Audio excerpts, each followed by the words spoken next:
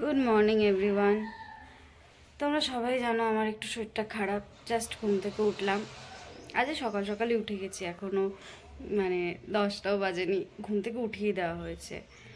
তো যেহেতু কিছু খাওয়া দাওয়া করিনি রাতে সেরকম, এবারে উঠে ব্রাশ ট্রাশ করে কিছু খাওয়া দাওয়া করবো। এখনও কিছু গোছানোও হয়নি, মানে আমি যতক্ষণ না উঠি ততক্ষণ তো বিছানা টিছানা গোছানো সম্ভব নয়, কারণ আমি তো 12টা অবধি পড়ে থাকি বিছানার মধ্যে, তাই আর কি। তো চলো দেখা হচ্ছে। ইরা কি ফেললি? এইরকম হুড়ো হুড়ে করতে থাকে সারাটা দিন। কি ফেলেছিস নিচে? এবার তোল নিচ থেকে। সব ঘর অগোছালো, তার মধ্যে এই ছেলেটা সারা দিন আমি গুছাবো আর এনার ক্রেডিট সবকিছু এলোমেলো করার জন্য। এখন যাচ্ছি আমাদের বাড়ির বদমাইশটাকে আনতে, ও নেই বাড়িতে। তো চলো দেখা হচ্ছে ওকে নিয়ে এসে।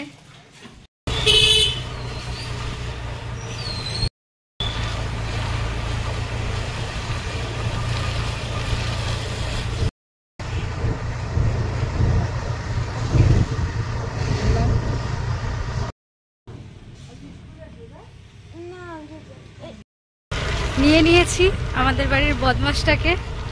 ও না থাকলে বাড়িটা ফাঁকা ফাঁকা লাগে, তো তাই।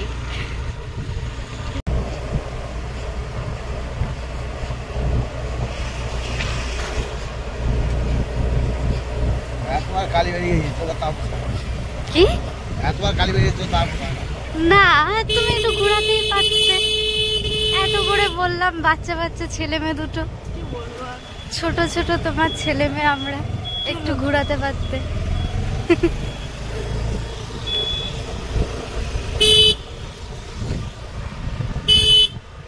কত সুন্দর লাগছে দেখ শিমুল ফুলগুলো।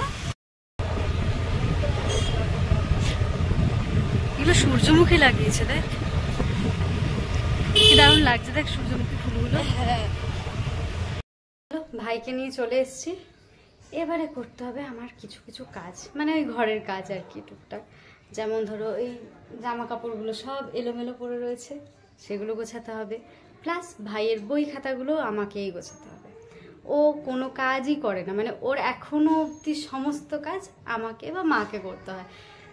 বিশ্বাস করবে না, ওকে যদি কোনো কাজ করতে বলা হয় ও এত বাজেভাবে সে কাজটাকে বেগড়াবে। তো তার জন্য আমরা ওকে করতেও বলি না, থাক বাবা আমরাই করে নিচ্ছি, শুধু শুধু কাজ বাড়ানো না হলে।